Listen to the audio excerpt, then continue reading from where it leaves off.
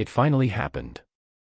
After 14 years of Conservative rule, the Labour Party swept to power in 2024 with a decisive mandate. But 1 year on, the question is simple: has Labour delivered? Or is history repeating itself? Welcome to Labour's first year in power, the truth about UK politics in 2025. Starmer promised competence after chaos. He said he'd restore trust, rebuild the economy, fix public services, and unite a divided nation. But has he? Today, we look into the promises, the performance, and the political reality. By the end of this video, you might be surprised where you stand. Whether you're a hardcore political junkie, a casual observer, or just fed up with the state of the country, this video is for you. Before we dive in, don't forget to like, subscribe, and drop your verdict in the comments. Is Labour fixing Britain or failing it?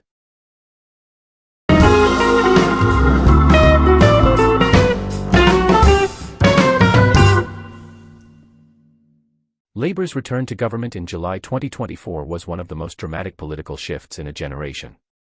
With over 400 seats, it was a landslide.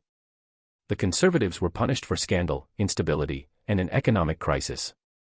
Rishi Sunak had struggled to steady the ship after Johnson and Truss. From Partygate to the mini-budget meltdown, the Tory brand was in tatters. Starmer offered something different: stability, professionalism, and a sense of calm. Labour ran on a message of stability, pragmatism, and public service renewal. Keir Starmer, once seen as uninspiring, was rebranded as Mr. Safe Hands. But critics called him bland, vague, and opportunistic. Others said boring was exactly what the country needed. The message landed. And the country turned red. But some argue Labour didn't win because they inspired people. They won because the Tories lost.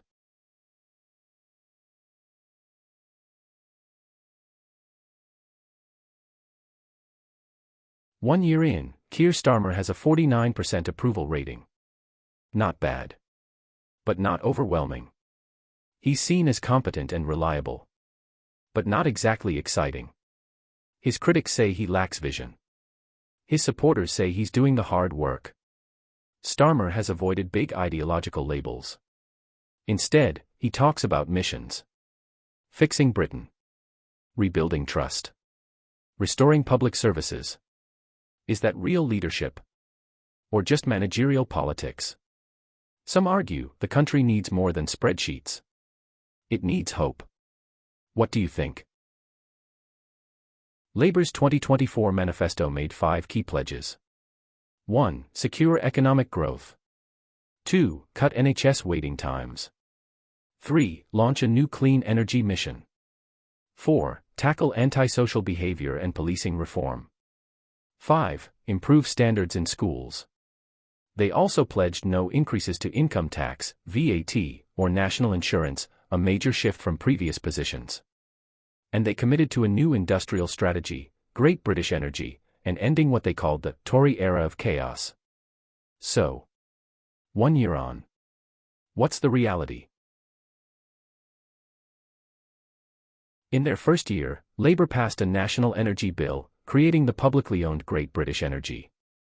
They've increased investment in NHS diagnostic centres and introduced a crackdown on no-fault evictions. Rachel Reeves has tried to present economic stability, keeping tight control of spending and resisting pressure to borrow more. Inflation has dropped, and the UK has avoided recession, but growth remains sluggish. NHS waiting lists have fallen slightly, but not dramatically. Some junior doctors remain in dispute. On crime, more community police officers have been hired, but knife crime in cities continues to rise. So to summarize, the NHS backlog. Down 8%. But strikes continue. Junior doctors still fighting for pay. Great British Energy. It exists. But it's small. Symbolic, some say. The economy? Inflation down to 2.3%. Growth is sluggish. Just over 1%. No tax rises. But no huge spending boosts either. On schools, the national excellence hubs have launched. But teacher shortages remain. Some say it's quiet progress.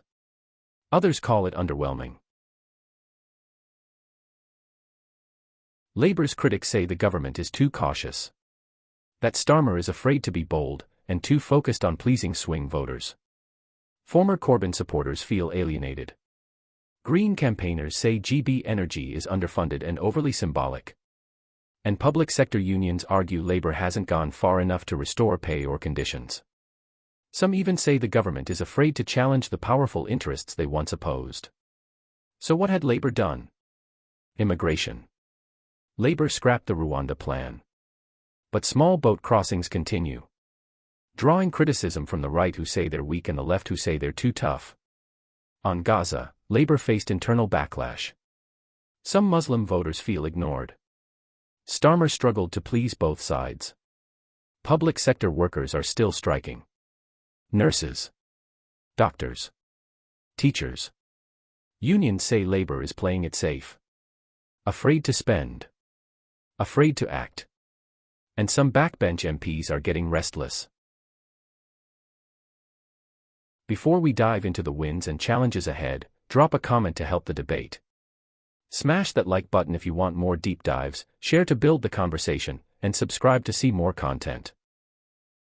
Supporters point to Labour's diplomatic success, restoring ties with the EU and securing new trade talks. The Windsor Framework 2.0 has been hailed as a turning point. On the economy, investor confidence has returned. The pound is stable. Energy prices have decreased slightly, and a new wave of green jobs is emerging.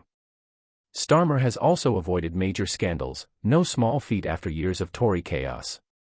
For many, that alone is a breath of fresh air. But the road ahead is tough. Housing remains a major crisis, and Labour's planning reforms are stuck in the House of Lords. In Scotland, the SNP is regrouping. In Northern Ireland, questions over the post-Brexit settlement persist. Meanwhile, global pressures, from Ukraine, to inflation, to climate, will test Labour's resilience. And inside the party, factions are stirring. Some MPs want bolder reforms, others warn of overreach. The culture war didn't stop with the Tories. Labour paused gender recognition reforms. Internal rows followed. Some say Starmer is dodging the fight. Others say he's being pragmatic. Free speech. Decolonization. Trans rights. The usual flashpoints are still red hot. And the right-wing media. They're loving every second. Labour is rebuilding ties with Europe. The Windsor Framework 2.0 has been signed. A new youth mobility scheme is in place. But Starmer is clear, no rejoining. Not the single market. Not the customs union. He wants economic cooperation. Without reopening Brexit wounds. Is that smart politics? Or missing an opportunity? The Tories are regrouping. Sunak resigned. A leadership contest is on. Some want to go centre. Others want to outflank Reform UK. Farage is back on the scene. Stirring up anger over immigration, crime, and identity. Reform is polling at 15%. That's not nothing. Could the right unite? Or will it collapse into infighting? On the left, Corbyn is set to create a new party. Could this steal voters from Labour? Will Labour MPs defect? 1 year in, Labour can claim some stability, some progress, and fewer headlines for the wrong reasons. But the promise of real change? That jury is still out. But for millions of people, life hasn't changed much. Bills are still high. Rent is still brutal. Public services still stretched. Is Starmer playing the long game, or playing it too safe?